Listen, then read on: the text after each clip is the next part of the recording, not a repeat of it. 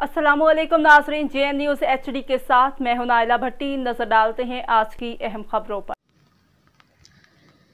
मिट्टी से खबर शामिल करते हैं। वज़ीर आला सिंध सैयद मुराद अली शाह ने कहा है कि थरकुल वाहिद प्रोजेक्ट है जिस पर आसिफ अली जरदारी और मियां नवाज शरीफ एक साथ स्टेज पर हैं, जिससे सरमायाकारों में एतमाद बहाल हुआ और आज पूरा पाकिस्तान थर की बिजली से फ़ायदा उठा रहा है।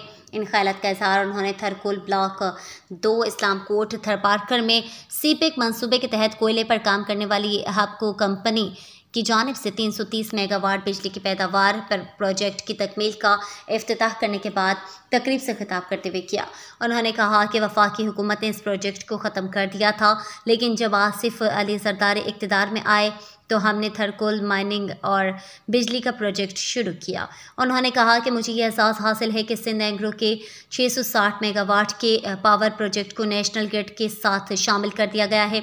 उन्होंने कहा कि मैं बहुत खुश हूँ कि इस प्रोजेक्ट को चलाने वाले 2-3 इंजीनियर हैं।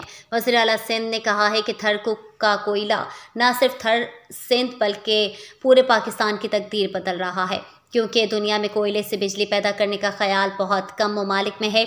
उन्होंने कहा कि जब थर में कोयला दरियाफ्त हुआ तो मोहतरमा बेनज़ीर भुट्टो शहीद ने थर के कोयले से बिजली पैदा करने का ख्वाब देखा था, जो आज पूरा हुआ है। उन्होंने कहा कि इस कोयले की मदद से 12,000 मेगावाट बिजली पैदा की जा सकती है। उन्होंने कहा कि 2009 में कोई भी कंपनी थर के कोयले पर काम करने पर आमादा नहीं थी।